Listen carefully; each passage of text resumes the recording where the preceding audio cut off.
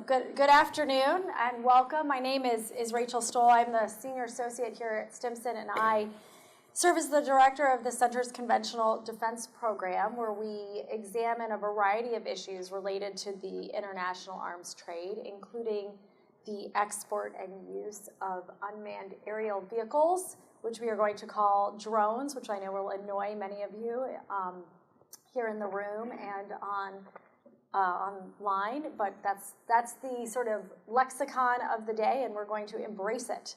I apologize for our late start. I promise you, for those of you who are in DC, you'll be out of here in time to watch the first pitch of the Nationals game. Do not worry.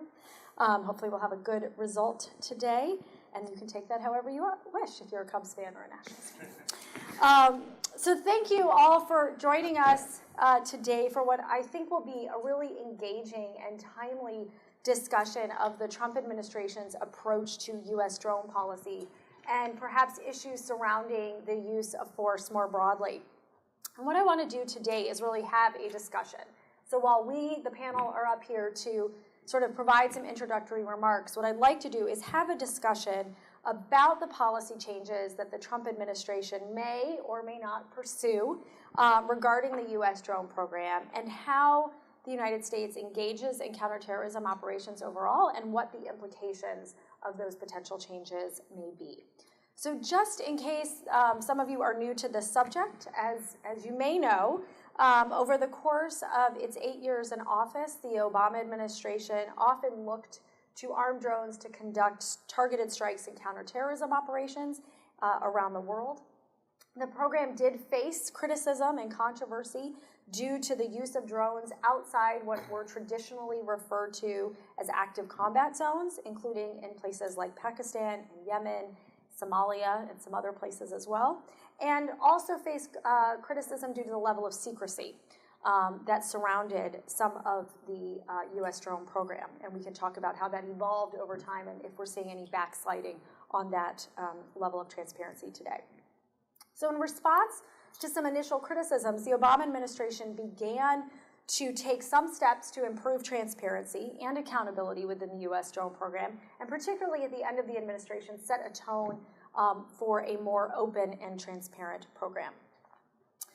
If we look at where we are then today, in the first year, we're not even actually finished, we're like in 10 months here, 9 months in a few days. The Trump administration has demonstrated a willingness to use lethal force in response to a variety of global security challenges and has continued not only the use of armed drones in several theaters, but actually expanded the theaters in which drones are being used. And there are reports that have indicated that the Trump administration seems poised to walk back some of the what they see as constraints or restraint that was established under the Obama administration. And so we're all sort of watching and waiting to see how these play out. So these sort of initial actions and policy proposals that we've heard about from the Trump administration bring to light some of the ongoing concerns that I think many of us have about how the U.S. uses armed drones and how it uses lethal force more broadly. And I think really underscores the need for open discussion on ways to ensure meaningful accountability and oversight over U.S. lethal operations abroad. So with that, I'm really, in that context, I'm really delighted to welcome our panel to discuss these issues in greater detail, and perhaps all of us together can shed light on the ways forward in which we can look to establish a responsible U.S. drone policy. And I will just say in my own personal view, one that establishes sort of an appropriate precedent for other countries to also employ as they seek to acquire similar capabilities. So joining us today, and we'll start here on my right, are Alex Moorehead from Columbia University's Human Rights Institute. To my far left is Waleed Alharari from the Sana Center for Strategic Studies. And then next to me is Luke Hartig from the National Journal. So their bios are on sheets on either side of the room, but just to give you a bit of background on their sort of work on these issues, Alex serves as the director of the Counterterrorism, Armed Conflict, and Human Rights Project at the Human Rights Institute. at Columbia University, where he engages with government officials, academics, and civil society groups to strengthen human rights and international law considerations in counterterrorism operations and armed conflict.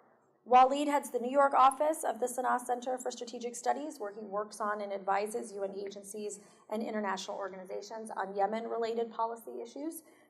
And in June, the Human Rights Clinic and the Sanaa Center released a report on the U.S. drone program, which is available also on both sides of the room, that offered recommendations for improving transparency and accountability. So Alex and Waleed will be able to provide, I think, some more insights on that report, but also put that in a larger context of what is happening in the Trump administration.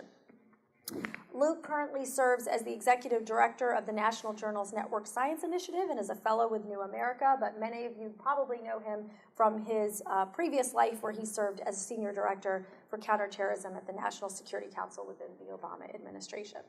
So I look forward to hearing and learning from them, and so we'll start, I think, with Luke to give us some insights on the developments in U.S. drone policy and the reported changes under the Trump administration and why such changes may cause concern, or at least something to keep track of. Great. Well, thanks, Rachel. I appreciate that. I thought it'd be useful to just start with a little bit of a laydown of where I thought we were at the end of the Obama administration, and then what's changed over the course of the first few months. I'll try to minimize any editorializing and really just focus on what are the most significant changes in the framework. So as folks in this room are probably generally aware of, but let's worth just a quick review, the Obama drone policy, as it were, pertaining to strikes outside areas of active hostilities, and there's a lot of these kind of jargon terms that come up, so please let's ask questions if those don't fully make sense. But to describe actions in places like Yemen and Somalia and Libya, was based on a 2013 document, the Presidential Policy Guidance. It's been released under FOIA. You can look it up. It's a really great read. And it gives kind of four kind of main components for how we thought about counterterrorism and the use of force. One is that it was really important when you're outside of areas of active hostilities, outside places where you have substantial amounts of U.S. forces, particularly combat forces on the ground engaged, that there's a higher standard for the use of force, that we are constraining the use of force, and that those standards apply differently than it would in a hot war zone. That might have to do with the pace of strikes. Certainly you can't go into most of these countries and just have an unchecked drone campaign. But I think what was also very important for President Obama was to make sure that we were only taking action at something that was kind of the utmost national policy concern. And the standard that was established was that a threat we would target would pose a continuing imminent threat to U.S. persons. Similarly, in kind of the second big pillar of the strategy was ensuring that there was the utmost precision and discrimination prior to taking action. So before taking a strike, the relevant commander would have to assess that capture was infeasible, and only then could they take the strike. And when they took the strike, the commander had to assess with near certainty that civilians would not be harmed in that strike. President Obama felt that that was the highest he could reasonably set the standard to ensure civilian protection while still being able to go after the threats that we face. I think critically, and kind of the third pillar of this is underpinning the whole thing was a really considered interagency process that reviewed operations or operational concepts before they went forward. And the idea here being that there are aspects pertaining to law, international law, diplomacy, partnership considerations, things that fall outside of the traditional purview of the operators. And so it was important to make sure that you brought together relevant players from other agencies to review those. And then finally, and this is probably the most incomplete part of the Obama agenda on drones, was a move toward greater transparency, both on the legal and policy framework that underpinned our counterterrorism work, which I think we actually did a pretty good job of, and then on the individual operations that we undertook, where it's very much, I would not give the administration a good grade on how far we went in disclosing those operations. So early in the Trump administration, we're still trying to piece things together, and there hasn't been any sort of public rollout of a new policy, and so everything we're doing is kind of pieced together based off of reporting from anonymous sources who, I think General McMaster said today, are treasonous by discussing deliberations. But but it's piecing together what might actually be happening in the field and in the few places where there are continued moves toward transparency. So the first thing that President Trump did when he came into office was put in place a 180-day kind of moratorium on the PPG standards, at least in places like Yemen and Somalia, so that the relevant commanders could take effective action to deal with the terrorist threat. We don't know what kind of parameters were put in place around those, but we do know a little bit about the operations that took place under that standard. One of which was that there was a pretty dramatic increase in strikes in Yemen shortly after that was approved. I think something like 50 or 60 strikes in the early part of this year over the course of about 2 months, which is substantially higher than what outside groups had reported about U.S. operations over any other period. However, that appears to have coincided heavily with a Yemeni and Emirati and potentially Saudi ground campaign. So it may have been actually support to ground forces and kind of not the traditional concept of targeted killing. In Somalia, we really didn't see much change in policy at all. In fact, General Waldhauser, the AFRICOM commander, said, even though I have this greater flexibility, because of some of the uncertainty on the ground in Somalia right now, particularly around the famine, I'm going to leave the near certainty standard in place for preventing civilian casualties. Fast forward to September, the New York Times has reported that there has been a pretty significant modification of the PPG, and that the principals, the president's cabinet, have recommended to the president, not that he hasn't approved it yet, but they've recommended to the president a new document called Principles, Standards, and Procedures that would replace the PPG. We don't know much about how long it is and who all the directive goes to and whatnot, but we do know a few things about it that are useful for thinking and assessing how far we've moved away from what the Obama framework was.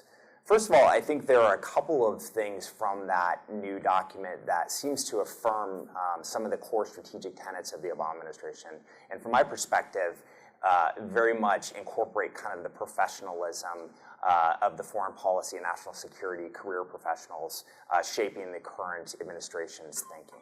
So one of those is that this construct of there being operations inside an area of active hostilities and outside of area of active hostilities, in other words, that we would treat operations in Yemen and Somalia different than we would in Iraq and Syria, appears to hold. And that the PSP applies to everything outside of kind of the Iraq and Syria and Afghanistan type context. I think that's actually significant. It actually says we're not going to go back to a patchwork of authorities in different places. We're going to say that this sets of rules for these places, and they're going to be a tighter set of rules. And then when you go into Iraq and Syria where you're in full-scale war, you're going to have a different set of rules governing action.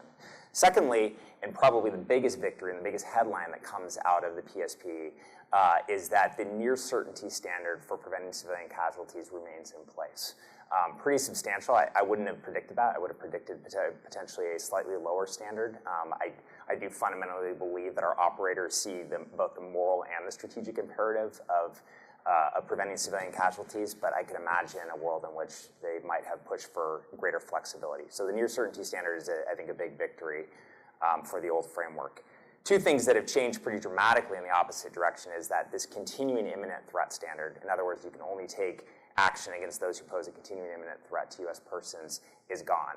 And we don't know if there's any other sort of governor that's going to replace it. I think it is important to have some sort of a governor because, as I said at the outset, there are a few countries where you're going to be able to engage in an unchecked campaign of strikes. And it is important from a policy perspective to say we're only going to use lethal force to meet certain national objectives.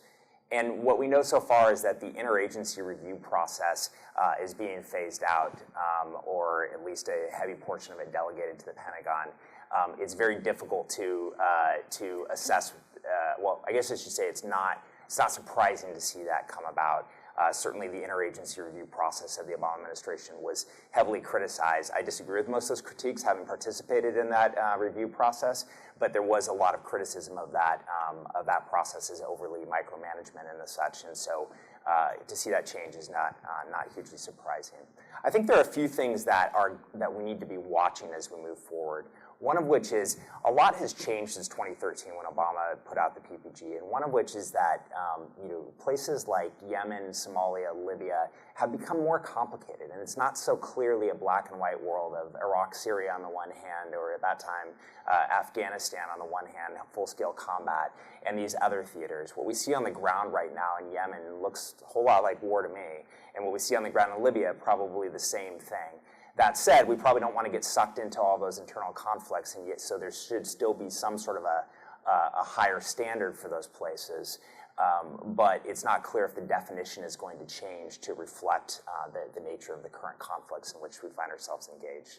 Similarly, there's been a lot of discussion over the last couple of years around what support to ground operations look like. That's to say, if a partner is going after the enemy, a shared enemy, what can we do in terms of providing lethal support to their efforts? And in this area, similarly, we don't know if the PP or the PSP will have some sort of a carve-out to allow for that type of support, or exactly what that will look like. There's a whole slew of questions around capture operations. I'll sort of set those aside since this is primarily about the use of lethal force, but some pretty significant questions about how they're going to detain different types of individuals and put them in Gitmo, and what we're going to do about the U.S. citizen who's currently being detained in Iraq at the moment. And then finally, and I know Alex will speak to a good chunk of this, is that there's some pretty significant questions around the transparency agenda and whether that will continue. Certainly, we've seen U.S. Central Command continue with a lot of the announcement of specific strikes in the theaters that it oversees. We have not seen the Trump administration make a major speech yet around the legal and ethical and policy frameworks for its counterterrorism program. Some of the key officials who would make those speeches, namely the top lawyers at the Pentagon and at the State Department, haven't even been nominated at this point. And so, I think it remains to be seen whether they will continue with that agenda or whether they will see transparency as similarly important. So I'll stop there. I think, and just to add to that point, because I think it's a nice transition, so thank you, Luke. But as you were talking, I was wondering, when you said transparency, will this PSP even be public? Right? Will this be something that we will actually know there has been a shift in policy?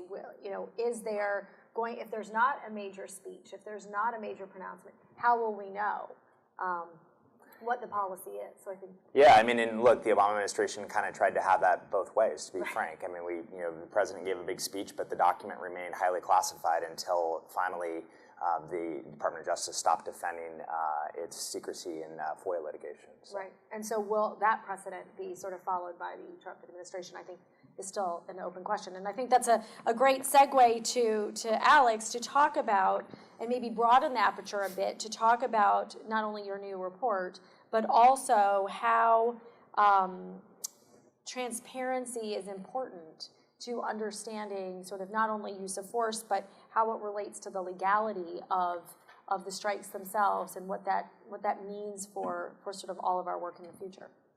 Yeah, thanks, Rachel, and thanks to the Stimson Center for hosting this. I've got a bit of a cold, so hope you can hear me all right. Yeah, this is really a timely and important discussion. Luke has highlighted some of these reports of proposed policy changes on loosening these policy limitations on the use of force. There are also reports that the CIA is being given expanded authority to carry out strikes.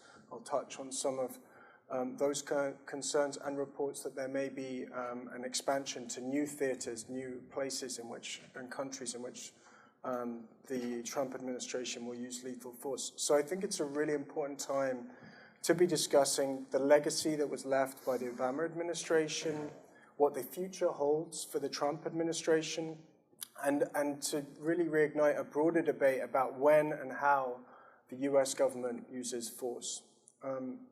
As Rachel mentioned, the concerns around the use of drones and the use of force more broadly by the Obama and Bush administrations were wide-ranging. They included questions around the legality of the use of drones, transparency and secrecy, the strategic effectiveness, the ethics of their use. What I'm going to focus on today really is drawn from our report. That there are copies around the table that we did, the Columbia Human Rights Clinic, together with the Sana Center, which is a comprehensive review and analysis of US practice between 2002 and 2017, focused on the issue of transparency. And it goes into detail reviewing the extent of US secrecy and transparency about lethal operations overseas, sets out a framework for transparency against which we evaluate US policy. And we provide recommendations for further reform. And what I want to focus on today is really three key areas. Firstly, I'll talk a bit about why transparency is important. I think it's useful to run through the reasons and the different rationales for transparency in this area. How transparency is possible. There's been a great deal of secrecy in this area. There's a lot of pushback against transparency, and I think it's useful to demonstrate how transparency is possible in this area. And finally, to touch on some of the limitations of pursuing a transparency-only agenda. And I'll try and put this in the context of some of the recent developments. So firstly, transparency. Why is transparency important? So firstly, it really matters to people that have monitored, spoken to civilian victims of strikes and families in Yemen and Somalia and Pakistan, really care about knowing who carried out this strike, what did they do, why has this happened to me, and I think Waleed will touch more on this issue. Secondly, transparency advances U.S. strategic interests. It helps enhance the legitimacy of U.S. operations.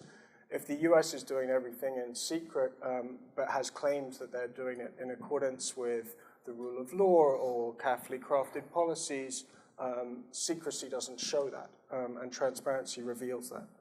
Transparency also deters harm. The potential for future exposure makes government actors, operators, commanders more likely to act lawfully. And this is actually one of the concerns around giving the CIA greater authority is the lack of transparency around CIA use.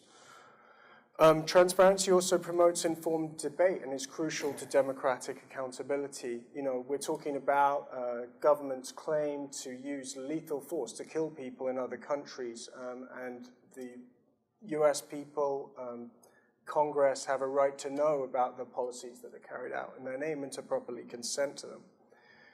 It also, may sound a bit strange saying this in the current context, but sets a good precedent for future administrations and other governments to follow. Drones are proliferating.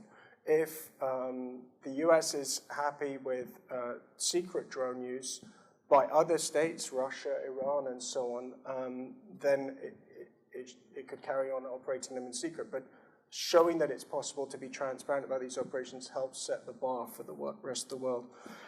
Transparency also upholds the rule of law, and again, this goes a bit back to the democratic accountability point by clearly explaining what the legal rules are that bind the government. That's important for the rule of law domestically. Congress and people know that you're abiding by the law, and also internationally, so that the international legal order is reinforced. And finally, transparency is required by and advances respect for international law. There are specific requirements under international law to report the use of force in self-defense, for example. Victims of violations of international law have a right to a remedy, which includes the right to truth about what happened and information, and so on. Just moving on, I want to talk more now about how transparency is possible. And the reason I want to talk about this is because, for years there has been a lot of pushback against transparency, and there was a great deal of secrecy surrounding US use of drones and use of lethal force overseas more broadly, because there were claims of national security. We can't release this information because it will damage national security. And what's interesting is, in our report, we evaluated US practice, and I really don't want to hold the US practice up to be the gold standard because we gave them poor marks in a number of areas. But there were also some important reforms in the latter years of the Obama administration that showed that information that previously was claimed to had to be kept secret could be disclosed. And I think it's useful to reflect upon that and make suggestions for further reform. So we evaluated the US government in 4 key areas, and this is what our framework sets out. And it's a framework that could be applied also to other governments, and it was hopefully useful in that context as well. So firstly, transparency about the legal and policy framework and basis for strikes. Secondly, transparency about factual information, civilian casualty data, acknowledgements of specific strikes. Then thirdly, transparency about decision-making processes. And fourthly, transparency about accountability and oversight processes and actual accountability measures that are taken. And what we saw, as Luke and Rachel have touched on, there were positive improvements. And what I would like to do is highlight some of those and also illustrate some of the data points. Looking forward, what should we be looking to in the Trump administration to see if there is backsliding on the issue of transparency or further reforms being made?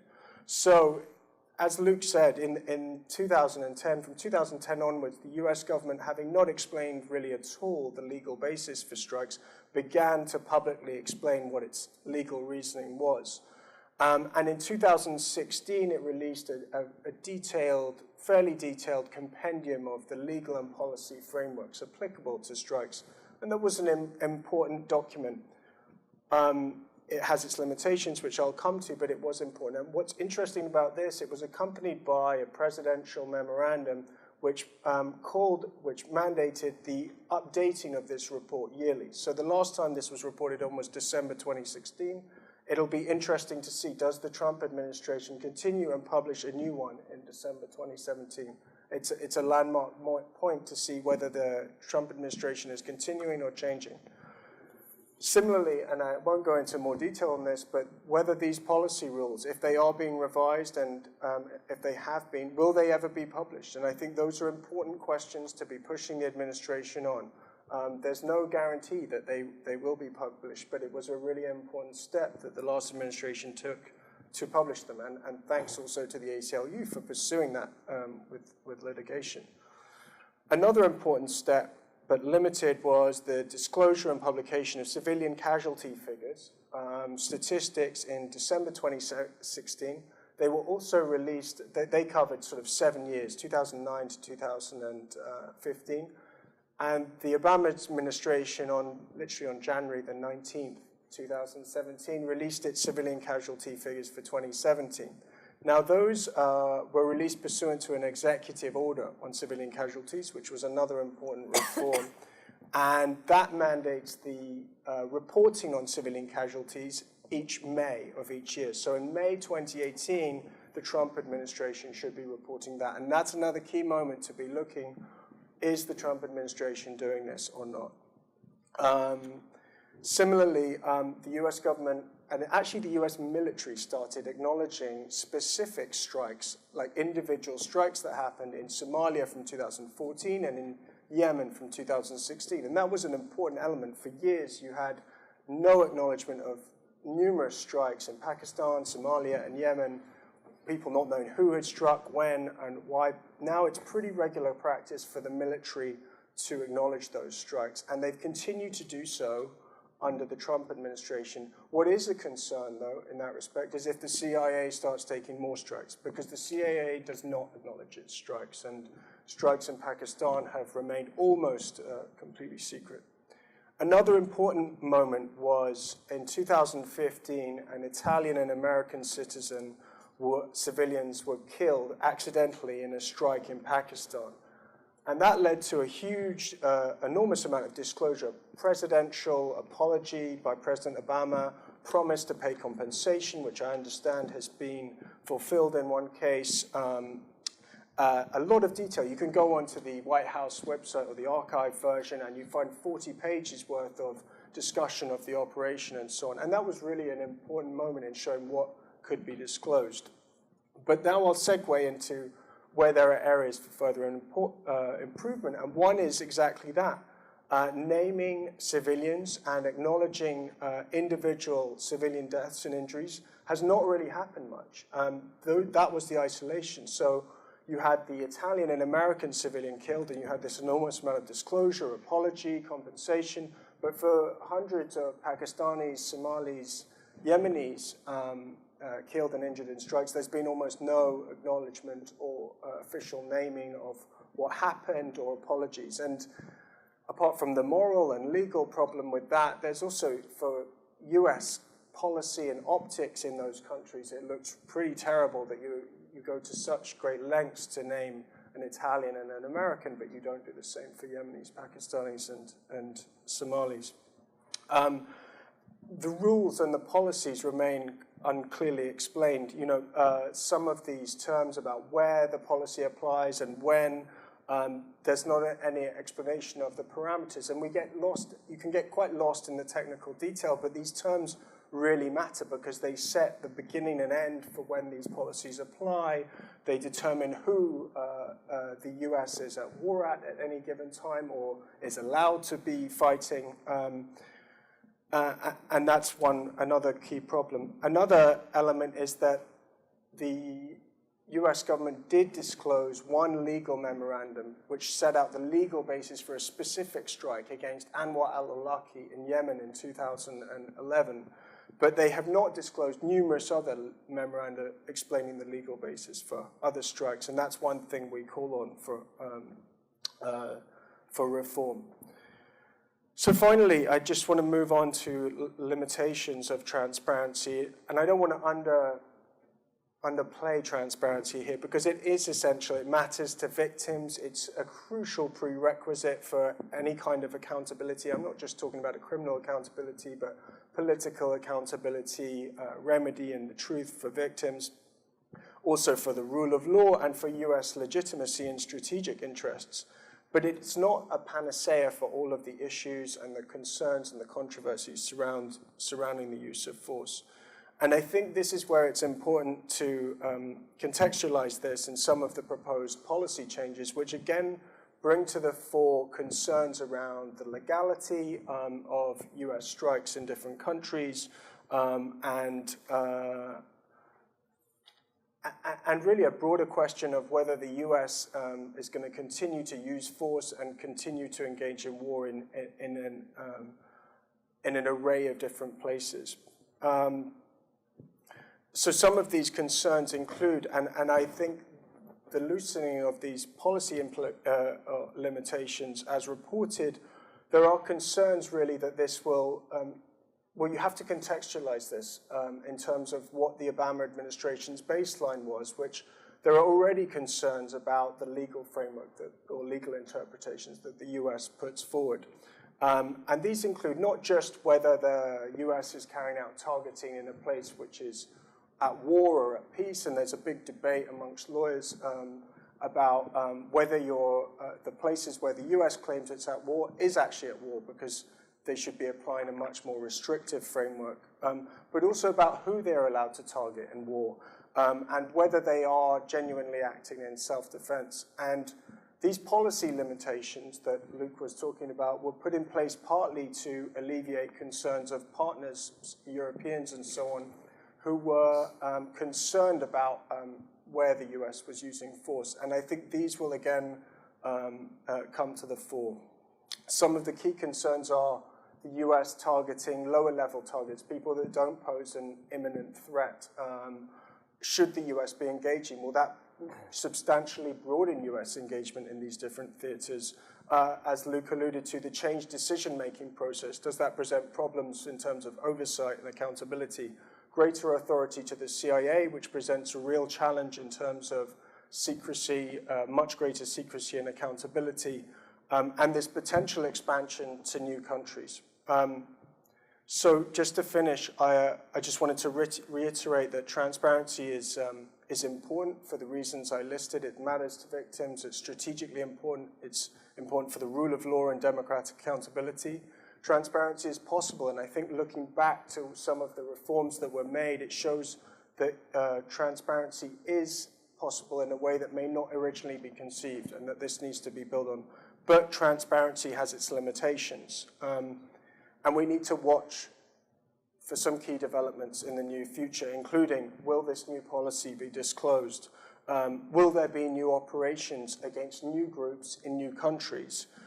Will civilian casualty data and legal and policy explanations and frameworks be released? And will the CIA be given an expanded role in this program? Thanks. Thanks.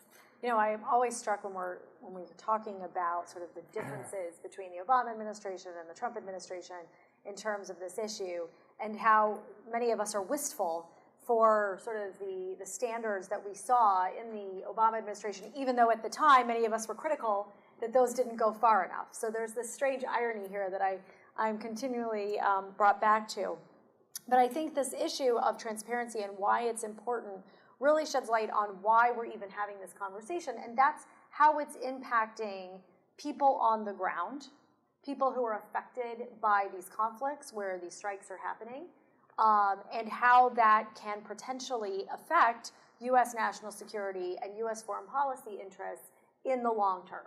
I think there are some short-sighted views when we're thinking about drone strikes that have been implemented since the Bush administration, really in terms of their being used for an immediate result, but sort of that long view of what's happening on the ground, what it's fomenting on the ground, how these are going to come back and affect U.S. policy and U.S. personnel in the long run, I think sometimes gets lost. And I'm hoping that Waleed can shed some light, sort of give us that on the ground, that personal perspective about what the impact of strikes are on affected populations in countries which, as Luke said, since not just 2013, but since 2001, have become far more complex than perhaps any of us realized that they would be. So thank you, Waleed. Sure, thank you.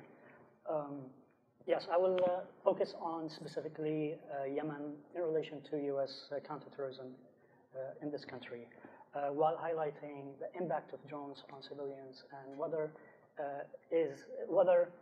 drones are effective. Drones are one of the counterterrorism tactics.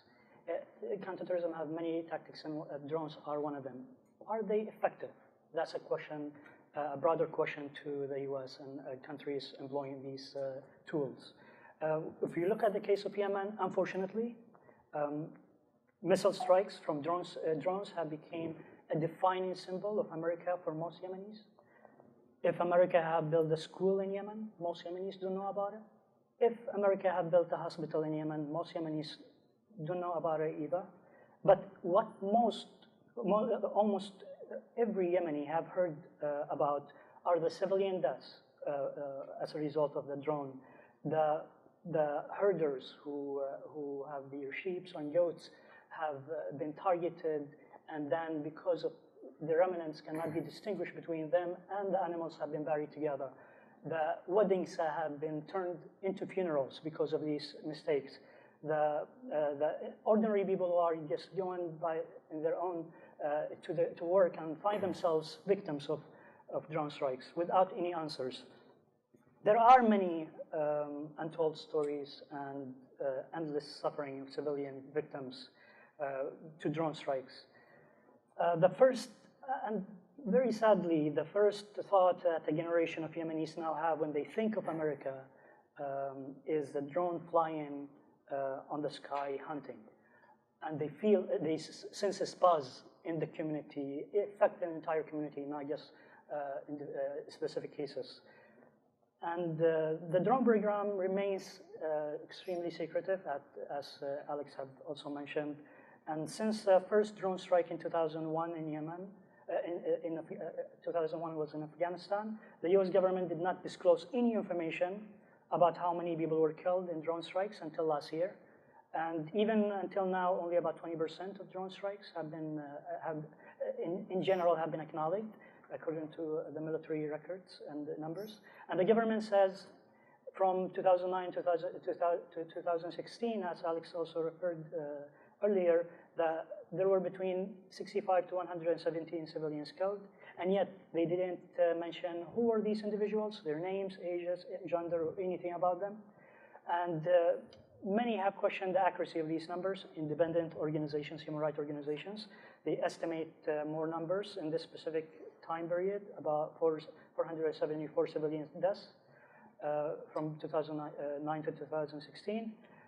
There are also no officially reported apologies or redress or legal cases taken by courts for victims. And those cases have reached the doors of the courts. The US government have invoked the state secret privilege, and the court then take into consideration the political matters of these cases, which divert the decisions to the executive. So it remains hanged. The cases remain hanged with secrecy. And this denies the victims a right to a remedy, a right which they are entitled under international law.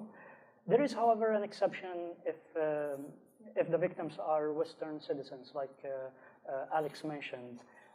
In May 2005, former President Barack Obama came out publicly and admitted that an American and an Italian citizen in Pakistan were killed by mistake. There was a condolence payment and apology, though the majority of survivors from families from the vast majority of strikes in Pakistan, Somalia, and Yemen have received no acknowledgement by the government at all. As family of victims said, we are civilians like you. We want to know, we want justice. We want to know the truth, why we have been targeted. And we want dignity. These are basic things that they have not been able to get. And this adds into the emphasis of why transparency is important to the civilian victims, as well as for citizens of democratic countries like this. Citizens here, they have the right to know what are these governments are doing in other countries and how they have impacted the image of these countries and in these communities. Also, beside the civilian victims I mentioned earlier, drones have maybe best described as a self-defeating tool that creates a problem it is meant to counter, because drones create general fear, public anger, and they create trauma. And drones also act as a propaganda tool for Al-Qaeda in many affected communities. While the drone have killed hundreds of Al-Qaeda leaders and members, the drones have actually created far more extremists. And we have seen this through studies by Sana'a Center in Yemen. One of our Sana'a Center studies finds that Al-Qaeda in Yemen has become arguably more powerful, resource-rich, entrenched, and operating with more institutional flexibility and adaptive capacity than ever before, given the current conflict and security vacuum. But this has been also existing before the recent conflict too, in terms of excessive use of drone strikes in Yemen. Under Bush, and then increased under Obama, and the same policies continued under Trump, but in a more excessive numbers. And the use of military force alone, the study finds, will almost certainly will fail to defeat them. This is because the drone program overlooks the complexities, as you mentioned, the complexities of the interconnected historical context and the social political, as well as in the tribal and security economic dynamics in Yemen, through which Al-Qaeda utilize and rise from time to time. And these field strategies allow the group to tailor its tactics and leverage local circumstances to expand its support base, operational capacity, and absorb losses from these drones. But also important to note that these drone strikes are operating primarily when it comes to the case of Yemen in collaboration with an authoritarian regime over before 2011 with a regime that ruled for 33 years. So there is a question about consent.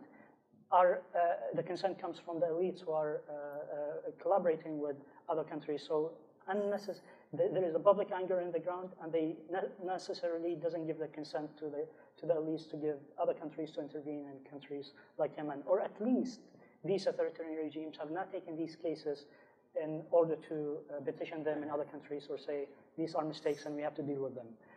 So there is almost an additional complicit element to these governments collaborate with foreign countries. And the question comes back to the U.S. about are they okay with dealing with these regimes without taking into account the public sentiments and the public perspectives. In this sense, also the U.S. military assistance, if we look at Yemen over 2 decades, have had undemocratic, and as I mentioned, undemocratic and destabilizing consequences. Most of the previous U.S. military aid has fallen in the hands of armed groups, like currently the Houthis, who take over the capital, and they are having these arms.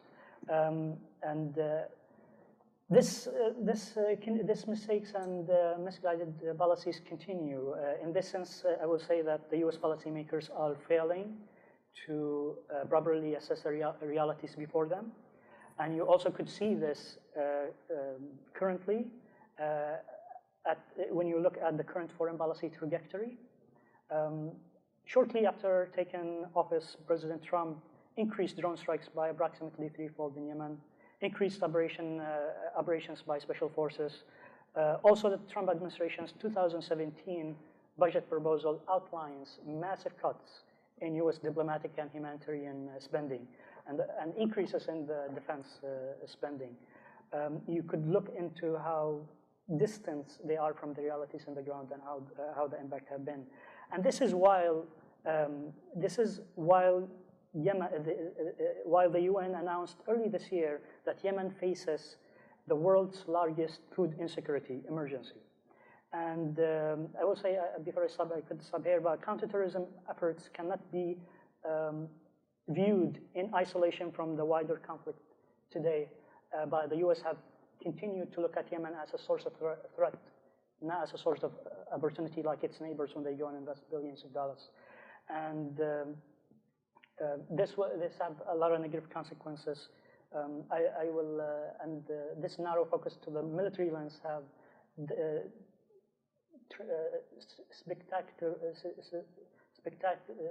have tremendously failed, and it's clear to everyone in Yemen, but we don't see here acknowledging. I will stop here and open to discussion and can answer any questions. Thanks, Waleed. And I was struck by something you said at the very beginning. You said drones are a tactic. You know, are they effective? And as for many years, I've questioned whether or not drones have been a tactic or if they have been seen really as the strategy itself for whatever we are trying to accomplish. And I think in a place like Yemen, that becomes the question: what is our objective? What are we trying to accomplish? And how do you measure that effectiveness? What is the metric that you're using? And I think that this becomes very clear when we're thinking about the consequences of U.S. drone policy on developing an international precedent for drone use. And I think we can sort of take the perspective, well, the U.S. knows what it's doing. You can disagree with this, but the U.S. knows what it's doing. Trust us. We have good intelligence. These are really important operations, and they're vital to our security. If other countries use that argument, we suddenly have a lot of questions about where's your evidence from, what intelligence are you using, what are the long-term implications of that? And so I think as we think about how drones are proliferating, because they are proliferating, and how we are expanding the number of users around the world, we need to think about what precedent is the U.S. setting and how it will affect how our partners and for sure our adversaries are using this technology. So I think I do want to take a moment to sort of look at what the U.S. is doing internationally, because I think there's a connection. There may be a disconnect, however, on what the U.S. is changing and doing domestically and how that's going to affect its work internationally with its allies and partners. And I think it's particularly relevant because we're seeing sort of a renewed interest by the Trump administration in pursuing the development of international standards on drone export and use. And so, you know, we want to make sure that there's some consistency in sort of what's happening domestically and what's happening internationally, but also that when we're setting international standards, that we're doing so at a very high level, that we're not actually lowering the bar that perhaps already exists through other international frameworks, but that we're also creating an environment where there's responsibility and accountability.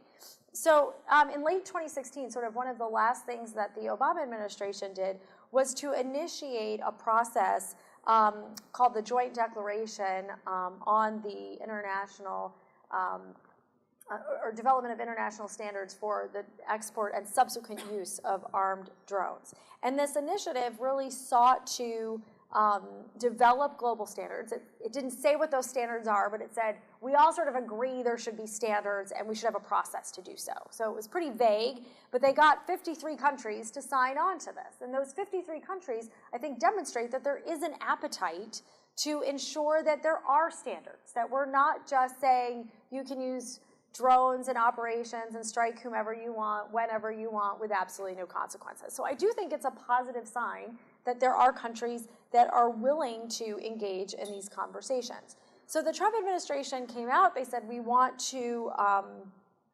continue this.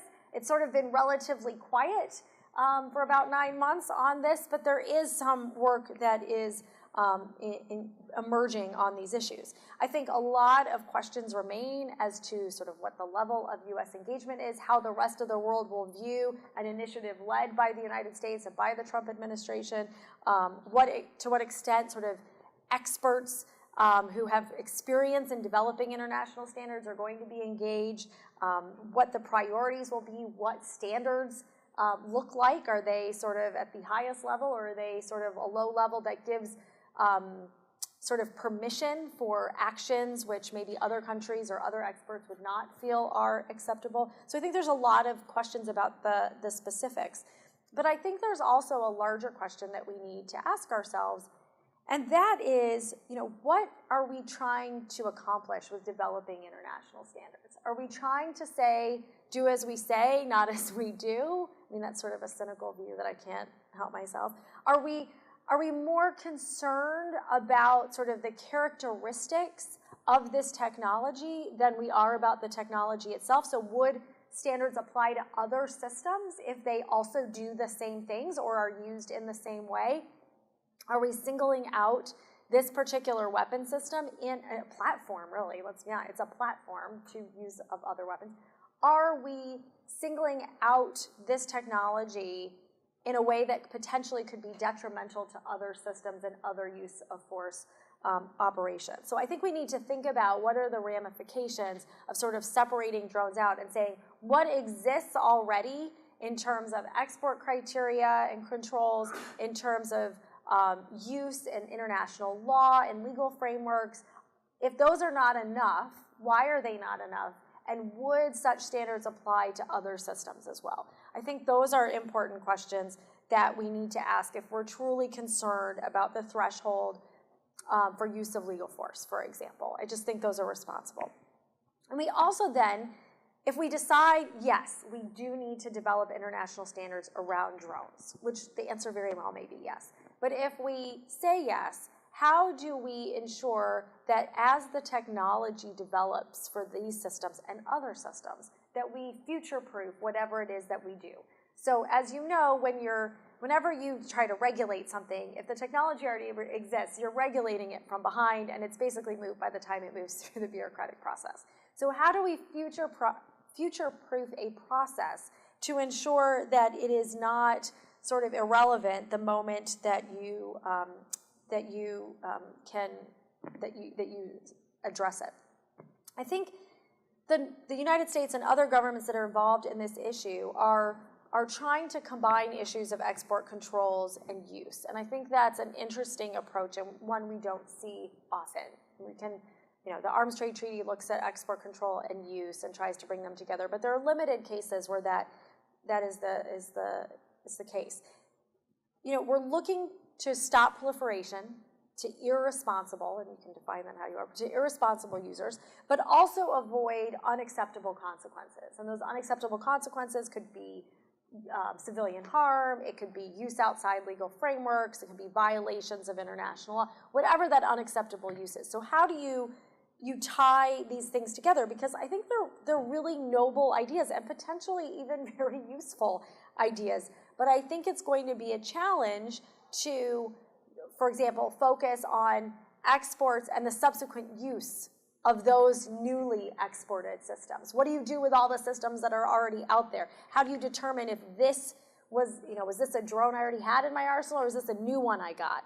I think there's a lot of sort of practicalities that will be difficult. So as with everything, sort of the devil is in the details. And just to try and, because I love sort of being a moderator and a panelist, to try and bring together all of the things that we talked about, as I was thinking about these issues in terms of what they mean for setting an international precedent, there were three areas that really struck out to me. One is sort of this notion of proliferation, one is this notion of proper use, and the third is transparency.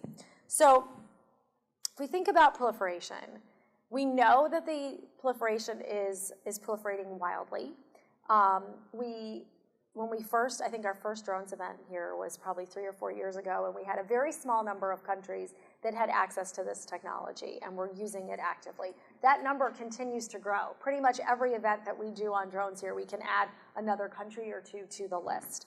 So how do we control proliferation without developing a sort of have and have not adversarial relationship, or pushing purchasers to less scrupulous manufacturers and exporters where we can basically exert no control whatsoever, and you end up within a system where you have bad actors buying technology and using it in ways that we would prefer that they not to.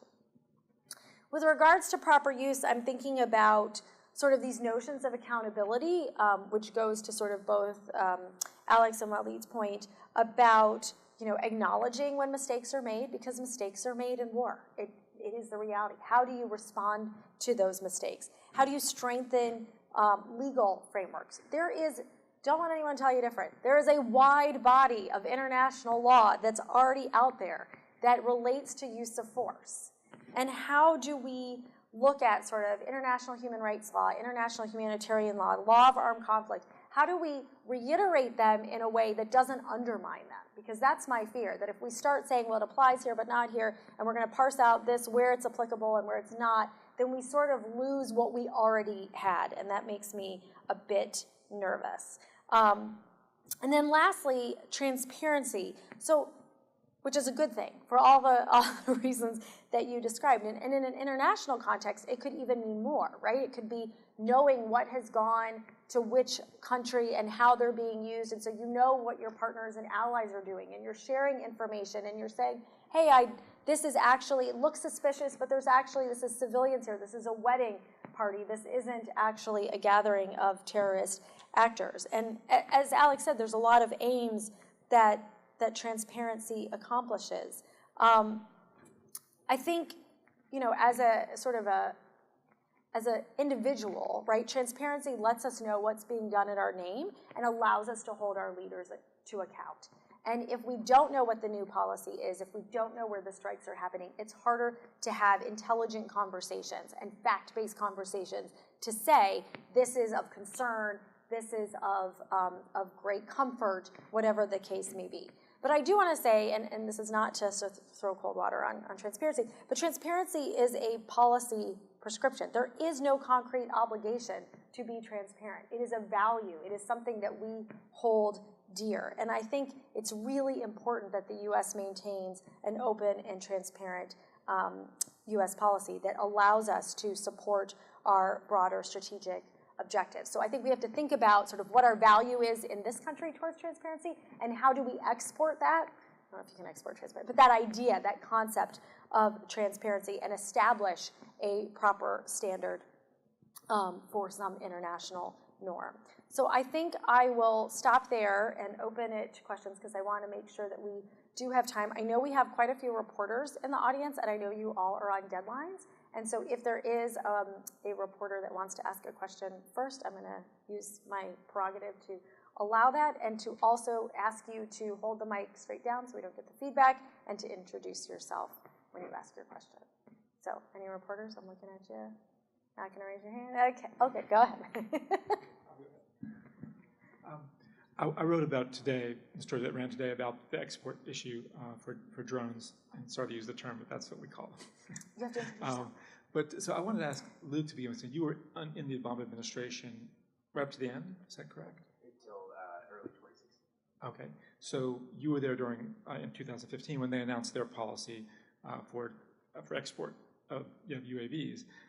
And did you participate in that in any fashion? I did not work on the export control policy. Okay, but part of the NSC at the time. Yeah. And I guess what I'm trying to get a handle on is the complaint from the industry that we're hearing so strongly is that it's from the drone makers is that the administration didn't go far enough, that they actually, even while claiming they were opening the way to greater sales, they're actually imposing tighter restrictions, and the Trump administration is now working on a much sharper, sort of expansion of and loosening of the rules than they did before. I'm wondering, and maybe you can ask a number of the panelists, what do you think are the risks, the dangers of doing that, of the U.S. somewhat unilaterally declaring that they want to move to greater a greater flow of drones for the purpose of job creation and the like, while secondarily maybe trying to get some international renegotiate things like the MTCR to do that. And I'm happy to take the first stab. Like I said, I didn't work on the policy, but I can say the bigger risk. But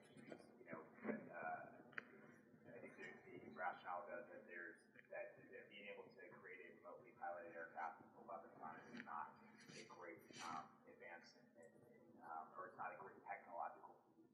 But I think what is really sensitive, and I would hope that the export policy effectively accounts for, and again, without my expertise on that, but is that some of the sophistications in the weaponry and the sensors that allow for those strikes to be taken are closely protected. Because the adage is not, whether you're talking about ground operations or ground strikes or whatnot, that putting munitions or putting troops on target is not the most complex thing. The really complex thing is figuring out where the target is, making sure that they're actually there at the time that we think they're going to be there, verifying that target is target is, and doing all that before the action actually takes place. But again, maybe Grace has a better view on the export control question. Yeah, I'm probably up here the person who knows the most about export controls. I think there's a couple of things here. One is that I think there's without getting into should we be selling more or less, I think that is a different question. Is it hard for U.S. manufacturers to sell drones abroad? And the answer is yes, and for good reason. As Luke said, it's not that the technology is that sophisticated, right? You can just, the aircraft exists. The issue is that it has been controlled under, till now, the MTCR. And the MTCR was not intended to address issues related to drones. The MTCR, the missile tech, this is getting a little bit wonky, but the missile technology control regime was really to stop the proliferation of missiles that were used to transport weapons of mass destruction.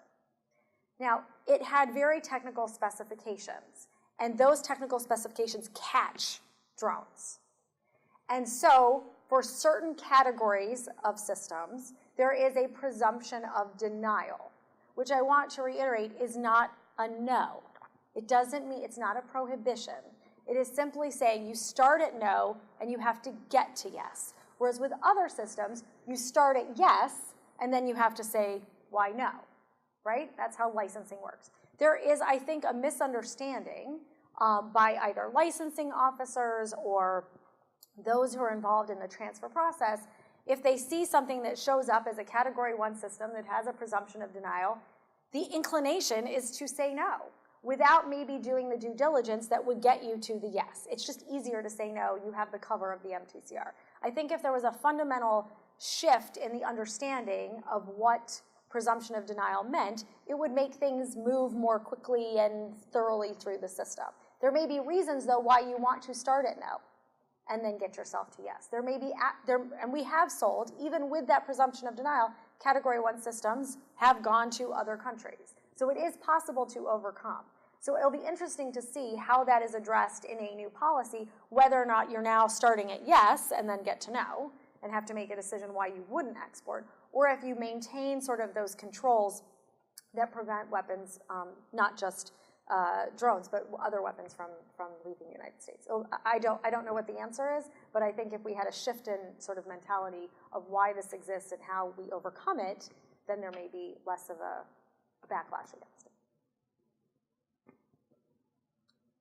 Mark?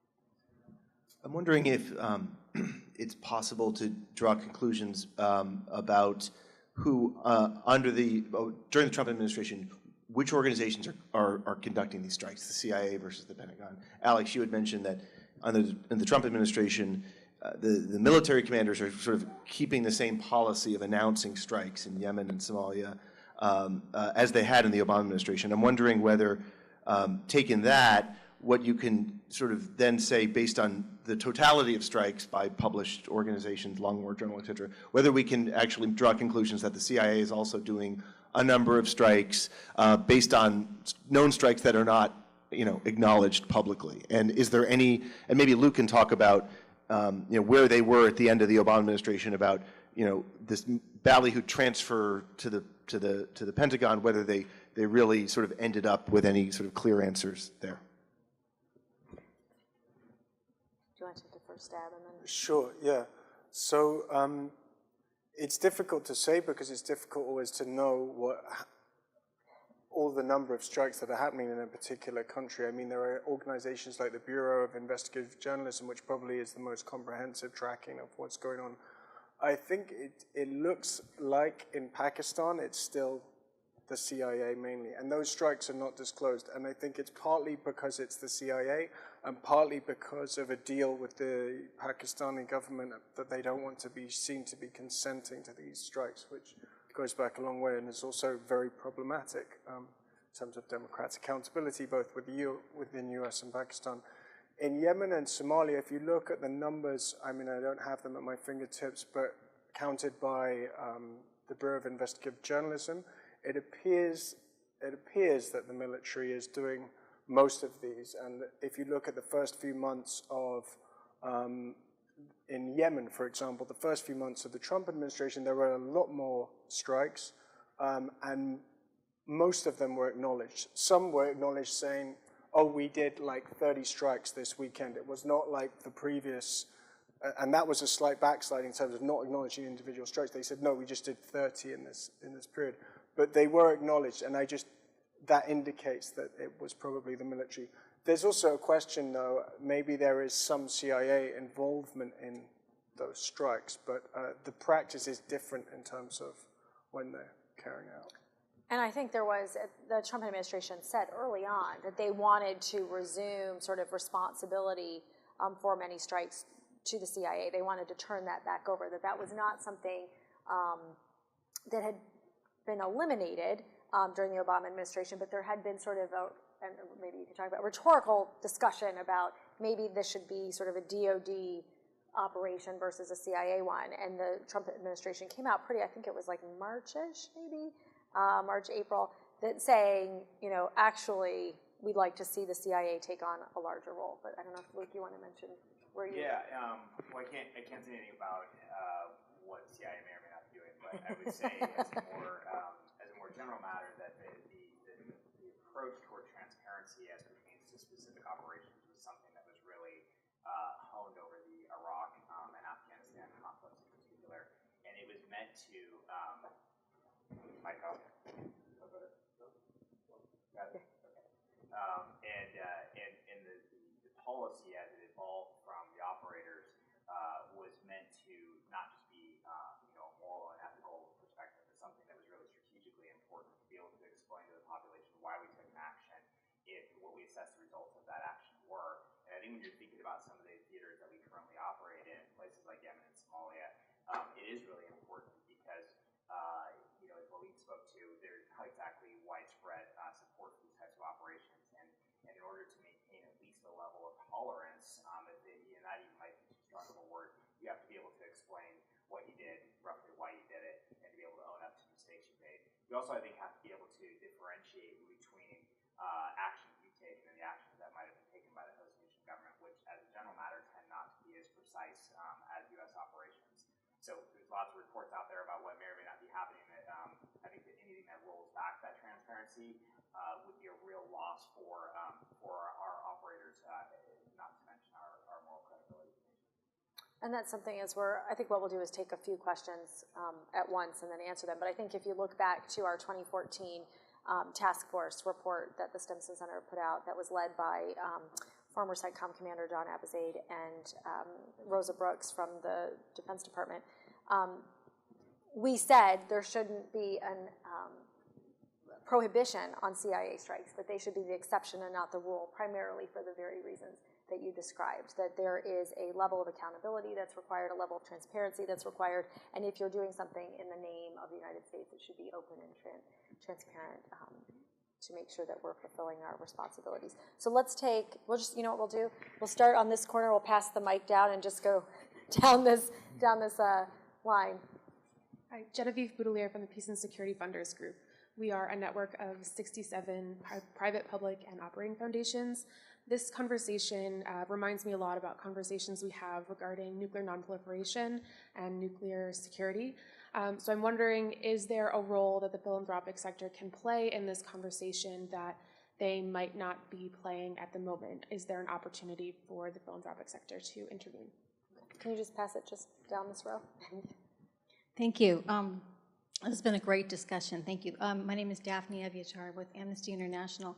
And I just want to point out the very important thing you said about international law, and that there is actually a body of international law. Not everybody agrees exactly on what it says, but it does govern when people can be lethally targeted and when they can't. There's a difference between whether they're in an armed conflict or they're outside of an armed conflict. And I was struck, Luke, that you didn't mention the law at all in what you were talking about, but you did mention a lot of strategic concerns that are somewhat parallel to the law, but they're distinct. And I think it's a really, and I also want to point out that the export controls, well, that's another parallel but different issue that has commercial interests that are very different than the legal interests, which really are about protecting civilians, which is what Waleed was talking about. And I thought that was so important because we do tend to lose sight of the impact on civilians, or once in a while talk about, well, it makes the United States look bad if they kill the wrong people. But really the law is about making sure that they're not killing the wrong people. And so I just want to kind of point out the importance of the international law framework, and particularly international human rights law, because it is about making sure that civilians are not killed, that they're appropriately defined, that someone can't just be called a militant because they're holding a weapon and they look like they might be a terrorist, that those definitions need to be applied really carefully, including in U.S. policy. I don't think it was good enough under Obama, but it sounds like it might get worse under Trump. It's a really important issue because it relates to how many civilians end up being killed, how much do people end up hating the United States for those reasons, and how do these weapon systems end up being used poorly because the law isn't being applied. So just want to point Thank you, Daphne. Peter Humphrey, I'm an intelligence analyst and a former diplomat. I challenge the U.S. interest standard because I think a busload full of torturers headed to a Damascus prison would be a legitimate drone strike target, even though there's no American interest. My question is for Alex. I wish we could find a Colombian drug lord to drone strike, because right now every single victim of the drone policy has been Muslim. And I'm okay with that. I mean, if your religion inspires most of the world's mass murderers, then your religion's going to suffer disproportionately. But I think, don't we have a sort of moral obligation to inform the Muslim world that if you marry Zawahiri, you are collateral damage? If you sell guns to Zawahiri, you are collateral damage. If you give Zawahiri a night's stay in your house, you are collateral damage. Don't you sort of have an obligation to inform the Muslim world that, even though we try to minimize civilian casualties, these are the exceptions. When you play with these guys, you will die. There was a gentleman behind you that had a question, and then we'll. Edward Douglas, Security Assistance Monitor. I just had a quick question about the U.S. standard on transparency. So, Mr. Moorehead, you said that with drone controls, we can't, with this accountability, we can set a standard for the international community. What does that mean if we decide to loosen export controls and we're willing to give other countries drones? That's on them to, have that same standard. We don't really have any more control over the accountability and the use of drones. Are we willing to give that up? Is that what we're signaling there? And then quickly here to. I have some very divergent questions. Jeff Abramson with the Arms Control Association and the Forum on the Arms Trade. A couple ones. One is, if the Trump administration wanted to engage in setting international norms, do you think it's maybe too late at this point? Are there too many other countries who don't really care what the United States does involved? Or if we haven't nominated anybody, is there anybody to do this work? So, is it too late, and what might it be if the Trump administration wanted to engage? And then, Waleed, just thinking specifically of Yemen now, how much at this point in the conflict there is drone use what's the symbol of the United States? I'm thinking there was going to be a vote at the end of this week, which I think is going to be postponed until next month, around authorization of military force to the Saudi coalition for their continued activity, which could be a good step in sort of reining in Saudi behavior, but I don't think it was going to impact on sort of the U.S. targeting of AQAP. At what stage, how complex now is the sentiment in Yemen that, if the drone policies changed, is there so much other stuff, or if other stuff changed, it would matter, are these all mixed up at this point? So I think looking at the clock, we have 6 minutes, and I counted 6 questions. And so what I am going to do is perhaps ask each of the panelists to just give 2 minutes. They can choose to answer what they can, and then for those who don't feel like their question was answered, we have time after the event. But I'm going to get you there for that first pitch, I promise. All right, with that in mind, I'll try and be brief. I'll address like what Daphne said and Ed said at the same time. Yeah, I think, there is a real question, do we want the US to be setting the standards here? And I'm not sure I clearly explained what some of the concerns are, but it's not just about who may be targeted in war, but there are questions around the flexibility with which the US has interpreted its legal obligations around the use of force. And they include, the use of force is allowed in self-defense, but then what does self-defense mean and how that's interpreted? There have been a lot of questions about how flexibly and broadly the US has interpreted that. There have been questions about how the US has blurred the lines between war and peacetime. In peacetime there are much more restrictive rules, whereas in war it's a more permissive regime. And there are also, even during war, there is real questions about the broad definition that the US says of people that it's allowed to target. And I think there are concerns outside the US with many other governments don't share those exact views. And so there's a question not just about export of technology, but whether these precedents are helpful. And it's not just a precedent for that is concerning for other countries around the world, including countries that don't own or use drones. But I think it's a debate for the US and worth having within the US. Does the US want these flexible interpretations? Are they happy that these broad, flexible standards are in the hands of President Trump and his administration?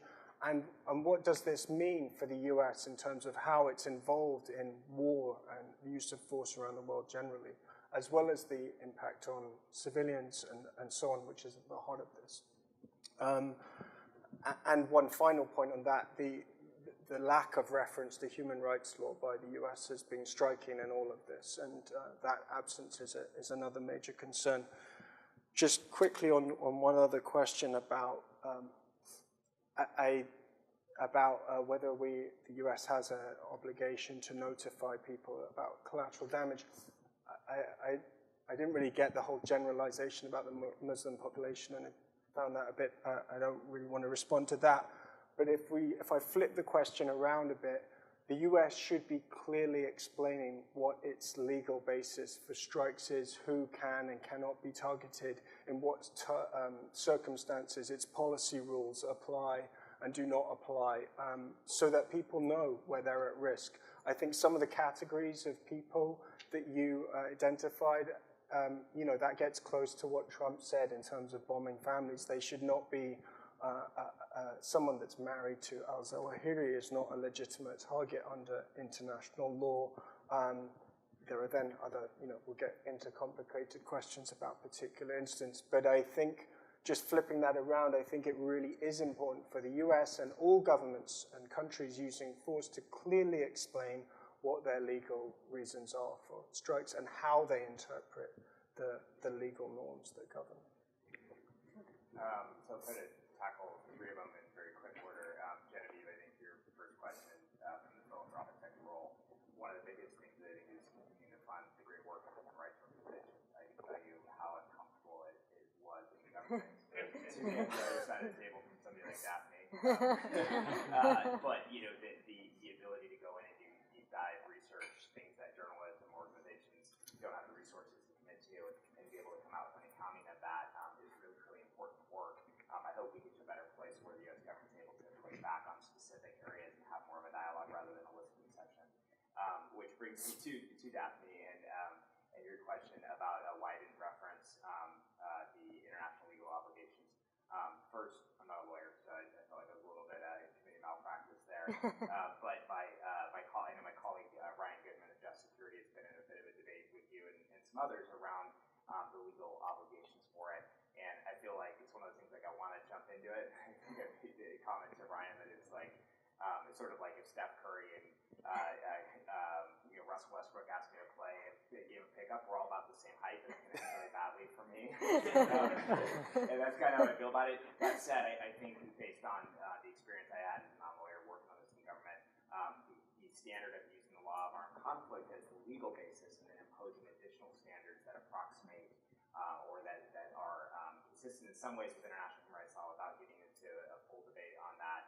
But the concepts that were presented in the to me strike me as the right balance. But again, I get way out of my depth there very quickly. And then just finally to the gentleman in front, I'm sorry I didn't catch your name, Peter. To your point about the continuing imminent threat to U.S. person standard, I'm not 100% convinced that that's the right standard on two grounds. One, I don't know that the imminent standard always makes total sense. Because oftentimes, if we think about reading the great accounts of how we targeted Al-Qaeda and related groups since 9/11, read Stanley McChrystal's book, read my colleague Peter Bergen's book, there's these network-based approaches that we know actually work in harming terrorist organizations. If you have an imminent standard, imminence and the most critical part of the network to remove may not always be the same thing. As to the U.S. person standard, President Obama, a year after the National Defense University speech, went to West Point and announced that we were going to have a partnership-driven strategy. And if you think about that, the logical extension of that is we're going to put people on the ground, we're going to provide intel, logistics, advisory support. We're going to tell them we can't provide fire support to your action. Even if you're going to go into a buzzsaw against the enemy, we can't provide fire support because it's not a threat to U.S. persons. That's a pretty hard conversation to have with a partner. It's equally hard to say, President so-and-so, you've been a really great counterterrorism partner for us, but if there's a threat in your life, you're not a U.S. person, and that's hard for us to back you up on that. So the challenge here is that the continuing imminent threat standard is a cohesive standard that has some logical applications of it. When you start to create some loopholes for persons other than U.S. persons, or for allowing network-based targeting, you sort of risk the genie getting out of the bottle and making it very hard to constrain U.S. operations. And so I'm afraid I don't have a great answer what an alternative is, but it just voicing some skepticism on that standard from an operational perspective. And if you guys, I know we're over, but if you could indulge 2 more minutes, so Okay. I'll allow you to get a... Okay, thank you. I want briefly, I will touch on 3 questions, and very briefly. I echo your points about philanthropy, about supporting civil society groups, human rights groups who are doing amazing work. That even the governments, like when they conduct their assessments, like the U.S., they cannot reach some of these places, but civil society can, and they have more accurate numbers. Also, very briefly about we always hear about this collateral damage. There are a lot of mistakes that are not even collateral damage, and they have not been explained why and what happened and addressed by the governments. And these leave scars on these communities forever without acknowledging. And this also transitioned to the last point about the extent of this impact on civilians, drones specifically within the current conflict. It adds more trauma to the communities who have been subjected to drone strikes. They have been currently Yemen going through a conflict which have impacted 80% of the population, and there's a Saudi-led coalition of 10 countries leading a military intervention in Yemen that have amounted to a very devastating results of deaths of over 10,000 individuals and injuries of over 40,000 individuals. And the U.S. part comes to continue. They continue the counterterrorism approach and the limited military approach without looking into the broader current conflict, which is problematic and add trauma into the fuel. And the last point that you made also, which is very important about the Authorization Act, Military Authorization Act, where the U.S. currently sells arms to Saudi-led coalition, which is currently under by the UN experts, panel of experts who report to the Security Council and appointed by the Security Council, UN Security Council,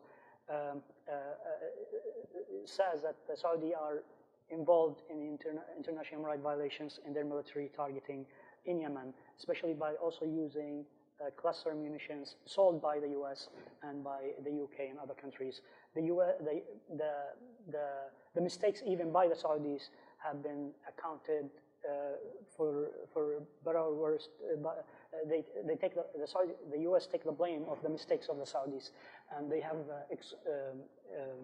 outsourced U.S. policies to the Saudis when it comes to Yemen. This have tremendous impact on the ground because the limited approach of drone strikes, which are increasing, have longer impact, and communities as a whole are impacted. You're not dealing with specific cases. You're dealing with communities and a national concern about it. And selling the arms, continuing to sell the arms to countries who are involved in international human rights violations, that adds a lot of responsibility to the U.S. To the U.S. and the U.S. have been blamed and have been used by local groups, rivalry groups against the government, that the U.S. is involved directly with the conflict. Thank you. I think this proves that we have a lot more to talk about and that we could continue this conversation indefinitely. And so I will draw your attention to a little tease for the Stimson Center will be launching a report, an action plan on U.S. drone policy for the Trump administration in December. And so I look forward to engaging in future conversation with all of you and hopefully finding a way to have a more responsible, accountable, transparent U.S. drone policy in the future. So thank you all for coming, and we'll see you at our next event.